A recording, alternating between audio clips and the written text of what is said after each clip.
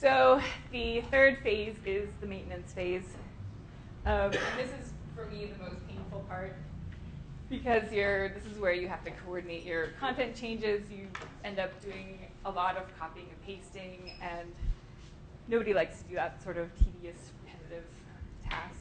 So the reason I point this out is that a lot of people don't think about this when they're looking at internationalizing. They kind of think about the implementation part and then put it out there, and then 2 months later, their site is stale in other languages, and it just kind of gets worse and worse. So you'll get the most out of your investment if you at least plan for how you're going to handle this phase of the process. Okay, so another tip, build a maintenance plan that minimizes developer involvement. So like I said, this is really tedious, repetitive stuff, just getting translations, coordinating with your translators, all of that stuff. A lot of copying and pasting. So if you're an engineer, this is not the kind of work that we typically get excited about. And if you're kind of a suit type person, you're not going to get excited about paying engineering rates to have someone sit there and copy and paste instead of working on your next awesome feature. So this is actually what inspired me to do wordchuck, which is my startup that does internationalization. And so the first thing I wanted to tackle was automating some of these manual, tedious tasks and taking some of that burden off of the developer. So the way I approach the process is just basically looking at what I can automate and where I can start to kind of eliminate some of these points of failure. So wordchuck has 2 components, and the first is a web-based content and translation management tool. And so it makes it a lot easier to collaborate on content, particularly if you have a distributed team or if you have people working from home or working odd hours. Makes it a lot easier. And then also it coordinates the translation process so that you can get your machine translations automatically, and then you can invite translators to your team if you have them, get them from your user community, whatever you want to do there, and then fill in the rest with professional translations if you want to. So you can kind of define what languages you want to use really easily, and then define who your translators are going to be. You don't have to worry about coordinating all of that stuff. It'll just all happen automatically. And then the second component is the Ruby gem and rake task, and that will generate your locale files for you. So you eliminate this human error problem with copying and pasting and wasting all of the time to keep that stuff updated. You can just run a rake task, and it will automatically regenerate everything based on the latest and greatest translations in your project. So this has saved me a lot of time. I kind of initially started developing it for me to use on my projects, and I have been using it, so it's worked out pretty well so far. So here are some things to watch out for when you start this process. So active record validation messages, you don't do these in the model validations anymore. This will be in your locale file, and you basically can specify your models and your attributes, and then your different messages. So you always get a translated message. And then something new in Rails 3 is that you can define defaults for error messages, so and model attributes. So if you have created at and updated that in all of your models, you can say across the board, call created at this and updated at that. You don't have to specify it per model. So design considerations, verbosity is a problem. When you start, there's your French and your English. You can see they're different sizes, so it's going to wreak havoc on your design. So you definitely want to have that in mind when you're building your design. And if you go back to the first tip about internationalizing from the beginning.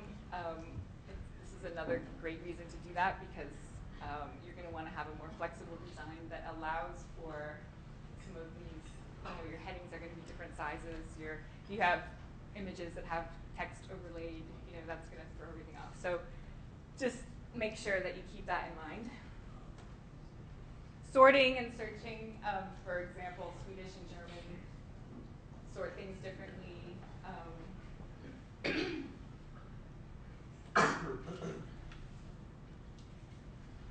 Units, addresses, these things are you probably know about, but miles and kilometers, just good to think about. Images, if you have to use text in an image, there are a couple ways to do it. You can either add the locale to the file extension, or you can break your images into different locale folders, and then have your images that way. Caching gets a little bit more complicated, but the easiest way to do it, if you're using the locale in the URL, it automatically gets added to the cache key. So that will solve most of what you need to do with that. Pluralization.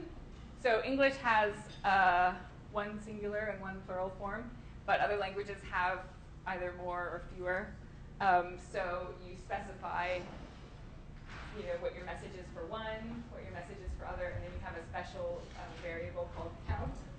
And that not only gives you the number, but it also helps look up which message to use.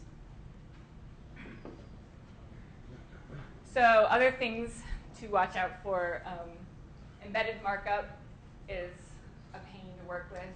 And interpolation, so if you're using like machine translations and you submit something with an interpolated variable, it's going to come back kind of, so either like the symbols will be out of order, or it's going to translate your variable name, which you don't want. So that's kind of a pain also.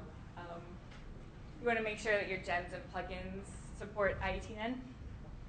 And just be aware of cultural differences, things like surname versus last name.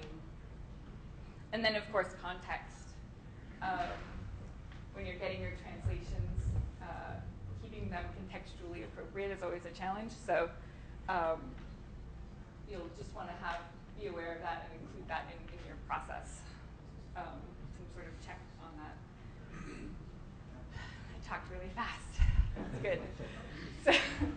So here's some resources. This is the best place to start, and that's the edge guide for it for i18n. They have a lot of information, and it's just kind of step by step, explains all of the different options. I kind of just went through what I find the easiest. So there are other ways to do all of the things I talked about, and you can kind of learn more about that here. And then I have a kind of a demo app that shows a full implementation and some of the different things you can do. That's at rails.wordchuck.com. And you can see all the source code for that demo app on my GitHub account. And that will show you how to do a lot of this stuff. And I can help. So if you have questions or whatnot, you can email me, or there's Twitter stuff, and I'll help however I can. I do consulting too, so. Do you want to take your extra time and show us wordchuck? Ooh. Well, I'll show you. In the demo app. Okay. All right. Secret admin.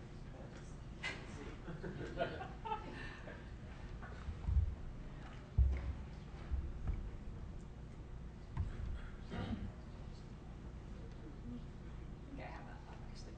Okay, so yeah, so this is the demo app, and it's kind of like a combination of instructions and like information. There's little code snippets and